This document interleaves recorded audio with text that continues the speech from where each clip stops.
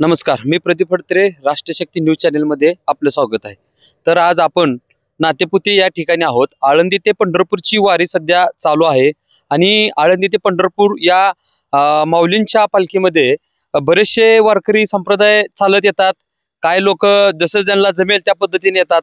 पण आज आपण बघतोय की नातेपुते या ठिकाणी अक्षरशः सायकलीवरून संपूर्ण कुटुंब आपला प्रवास आळंदी ते पंढरपूर श्री विठ्ठल रुक्मिणीच्या चरणी मस्तक होण्यासाठी या ठिकाणी आलेले आहेत. तर आपण त्यांच्यासोबत खास बातचीत करणार आहोत. नमस्कार. नमस्कार सर, आपण कुठून आलात? आळंदीवरून आलो. आळंदी देवाची. आळंदी देवाची. आपलं नाव काय सर? जगदीश धडफळे. जगदीश धडफळे हे सर्व आपलं कुटुंब आहेत का? कुटुंब आहे. हे पत्नी आहे, मुलगा आहे जयेश, आणि ती मुलगी आहे योगिता. तर सर, आपलं तुम्ही आळंदी ते पंढरपूर हे सायकल वारी केली. तर सर, तुमची सुरुवात कुठून झाली? सुरुवात आळंदीपासूनच केली आम्ही सुरुवात. तर आज इथं तुम्ही आलात, किती मुक्काम झाली तुमच्या आतापर्यंत? 2 मुक्काम झाले. 2 मुक्काम हो. का? सरासरी 70 किलोमीटर चाललं रोज. दररोजचं तुमचं अंतर 70 किलोमीटर. हो, 70 सरासरी किलोमीटरवरती मुक्काम होतो. बरं, मग आतापर्यंत 2 मुक्काम झाले का? 2 मुक्काम झाले. तर सर, मला काय म्हणायचं की तुम्ही सायकल रोज चालवता का? हो, बहुतेक रोज चालवतो मी सायकल. तुमचं वय? माझं 67 वय. 67 वयामध्ये ही एनर्जी आणि त्यासोबत तुमचे कुटुंब, हो. त्यांना पण एक जबरदस्त एनर्जी. हो. काय त्रास? नाही, काही नाही त्रास पायाचा वगैरे? नाही, काही नाही. सायकल एवढं चालवता तरी पण हो. अजून हो, व्यवस्थित. अजून किती लांब आहे पंढरपूर माहिती आहे का? 60 किलोमीटर आहे. 60 किलोमीटर आहे. कॉन्फिडन्स आहे. हो. अगोदर तुम्ही काय करत होता? मी डिफेन्स मध्ये होतो. अरे बापरे, ही तर ऊर्जा आहे डिफेन्सची. होय.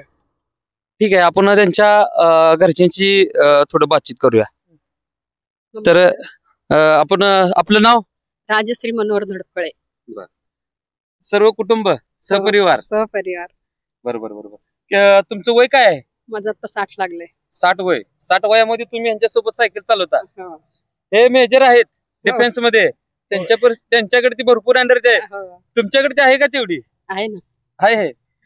एवढी शक्ती कुठून येते तुम्हाला? पांडुरंग. अरे बापरे, पांडुरंग. माऊली आणि पांडुरंग. बरोबर. काय कसं वाटतंय आता? मस्त. बरोबर. आपण त्यांचे अजून सहकारी आहेत, त्यांच्यासोबत चर्चा करूयात. सर, आपलं नाव? जयेश धडफळे. आपलं शिक्षण?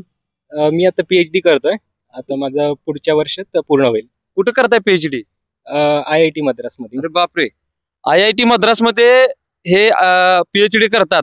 तरी पण त्यांना अक्षरशः विठुरायाचं दर्शन घ्यायचं आहे आपल्या पंढरपूरला येऊन. त्यांना PhD मध्ये स्वर्ग दिसत असला तरी सुद्धा त्यांचा स्वर्ग हा पंढरीच्या पांडुरंगापाशी आहे. आपल्या आई वडिलांना ते सायकलीवरती विठुरायाच्या वारीसाठी घेऊन आलेले आहेत. तर आपण त्यांच्यासोबत अजून चर्चा करूया. तर आपला प्रवास कसा होता एकंदरीत? प्रवास खूप छान झाला. आळंदी ते पुणेच थोडं आम्हाला ट्रॅफिक लागलं, पण त्याच्या पुढचा मार्ग सर्वच छान आहे आणि निसर्ग सौंदर्य पण खूप छान आहे. त्यामुळे खूप छान वाटलं. वारीमध्ये आपली पहिली वारी आहे का काय? हा, पहिले शाळा कॉलेज ह्याच्यामुळे कधी वेळच नाही झाला, पण त्यामुळे आता वेळ मिळाला तर 2 आठवड्याची सुट्टी काढून ह्याच्यासाठी प्लॅन केलाय. सायकलीवर काय शक्य? मी ऍक्च्युली चेन्नईला 50 किलोमीटरचा एक स्ट्रेच आहे, चेन्नई ते महाबलीपुरम. तर तिथं नेहमी जात असतो. तर मग त्याच्यामुळे सवय सायकलिंगची. तर मग साधारण ते 100 किलोमीटर होता. तर त्यामुळे मग तो कॉन्फिडन्स आहे. आणखीन आई वडील पण आधी वारीला आल्यामुळं थोडस त्यांना पण माहिती आहे की अनुभव आहे. त्यामुळे मग आम्ही सगळ्यांनी ठरवलं की यावेळेस सायकलिंगला जायचं. आणि कोविड मध्ये पण आम्ही सायकलिंगला जायचो सकाळच्या वेळेस. त्यामुळे पण सगळ्यांना तर थोडा सायकलिंगचा अनुभव आहे, तर म्हणलं की बघूया आता वारीला जाऊन एकदा. आताची पिढी सायकलचं नावच घेत नाहीत. सायकल पूर्ण बंदच आहे. बरोबर. तुम्ही अजून पण म्हणजे सायकलचं हे ठेवलंय कसं काय? ऍक्च्युली शहरामध्ये जर बघितलं तर 2 व्हीलर्स किंवा 4 व्हीलर्स मध्ये जेवढं ट्रॅफिक मध्ये वेळ जातो, तेवढं जर आपण सायकलिंग वरती गेलं तर त्याच्यापेक्षा बऱ्याच जे अर्ध्या तासाच्या ट्रॅफिक मध्ये थांबून बसण्यापेक्षा 5 मिनिटात आपण बराच अंतर कापू शकतो. तर माझं एवढीच विनंती राहील की लोकांनी जास्तीत जास्त सायकल वापरावी आणि ट्रॅफिक जामचा पण प्रश्न सुटेल. आजी, आम्हाला काय म्हणायचं आहे, ह्या वारीमध्ये तुम्ही तरुणांना काय संदेश द्याल? मला असं वाटतं सगळ्यांनी सायकल वापर करावी, जेणेकरून त्याचा त्यांना व्यायामासाठी, शरीर एकदम सुदृढ राहण्यासाठी उपयोग होईल. आता काय मागणं करणार आहे विठुरायाकडे? काही नाही, अशीच वारी होऊ दे. हा? अशीच वारी होऊ दे. काय तर मागणार असाल की तुम्ही? ते मुलांसाठी आहे. तेच काय? मुलांचं सगळं व्यवस्थित व्हावं. बरं. आहे व्यवस्थित, पण अजून पुढचं. एवढं वय झालंय तरी पण सायकलिंग करताय, कसं वाटतंय? मस्त, एकदम छान. बरं. मी मुलांमुळे सगळं करते, शक्य झालं. तिने मला सायकल शिकवली, मुलीनी आणि मुलांनी. कोविड मध्ये आम्हाला रोज सायकलिंगला व्यायाम म्हणून न्यायचा तो. मग मला ती सवय व्हायला लागली. मग तरी रोज काय 20 किलोमीटर जास्तीत जायचो, त्याच्यापेक्षा जास्त नव्हते जात. पण आता ही मुलामुळे चल म्हणला म्हणून सुरू केली. आणि मिस्टर कोणत्या कोणत्या ठिकाणी तुम्ही सायकलवर प्रवास केलाय? आतापर्यंत कुठंच नाही, रोज फक्त आळंदी ते चरोली पर्यंत किंवा मोशी फाट्यापर्यंत असं जायचं. सायकल चालवल्यावर काय तंदुरुस्ती, मस्त काय वाटायचं, फायदा आहे सायकलचे? छान वाटायचं, मस्त वाटायचं. सायकलिंग केली की घरी आल्यापासून थकवा असा नव्हता कधीच येत, आणि आता पण नाही आलाय. मग आता एवढा प्रवास केलाय, काय पाय बी दुखत नाहीत का? नाही दुखत आहे, अजून तरी नाही दुखत आहे.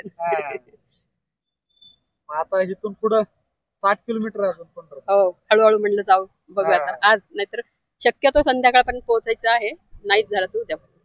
आता विठुरायाचं दर्शन घेऊन परत तुम्ही माघारी निघणार का? हो, आळंदी. का वारी होत थांबणार? नाही, लगेच निघणार. दर्शन घेणार, मुक्काम करणार आणि लगेच सकाळी सुरू निघायला आळंदीला. आता आळंदी पण किती दिवसात जाऊ, 2-3 दिवसात, 4 दिवसात चालले जायचं, बघू. आता आळंदीतून ज्ञानेश्वर महाराजांची पालखी आली, त्याचं दर्शन घेऊन आला असाल तुम्ही? हो, दर्शन घेतलं. पालखी निघाली तेव्हाच घेतलं आळंदी. आता तुम्ही सायकलवर येताय, तरुण पिढीला काय संदेश देणार आहे तुम्ही? तेच सांगते, सगळ्यांनी सायकल तरुणपणी आता चालवायला सुरुवात करावी किंवा चालवावी, जेणेकरून आरोग्य सगळ्यांचं चांगलं राहील. पण आता कोण सायकल बघत पण नाही, हे दुर्दैव म्हणायला लागेल, दुर्दैव म्हणायला लागेल. प्रत्येक जना एका घरात 2-2, 3-3 गाडी आहेत. हो, पण सायकल पण नाहीये. पण तुम्ही सहकुटुंब सायकलवर आला. यांच्या मित्रांनी चाष्टही नाही केलं सायकलवर. 13 वर्ष. बर. तुम्ही कोणकोणत्या ठिकाणी आता सायकलवर जाऊन आलाय आतापर्यंत तसं बरंच फिरलंय, गोव्याला वगैरे. सायकलवरती. नंतर गोव्यामध्ये फिरणं वगैरे, नंतर काही जवळपासची ठिकाणं वगैरे ही सायकलवरती केलेली आहेत. म्हणजे जसं भीमाशंकर वगैरे, भंडारा वगैरे, अशी कळसुबाई. लांब प्रवेश केला? हो, लांब फिरलेले सायकलवरती. पण सायकलीवरती सहकुटुंब आलेलं आहेत, आपली काय प्रतिक्रिया आहे? छान वाटतंय, मस्त वाटतंय. नाव काय आपलं? माझं नाव योगिता धडपळे. काय करताय? शिक्षण इंजिनिअरिंग झालेलं आहे. इंजिनिअरिंग पूर्ण झालं? हो, झाले. आता नोकरी करता का? हा, करत होते, आता सध्या ब्रेक. बरं. काय सायकलवर आलाय तुम्ही?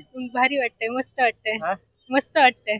काय पायची दुखतील का आता? नाही, काही त्रास नाही. नाही. काय तुमच्या आता तरुण भगिनींना काय सांगणार आहे तुम्ही?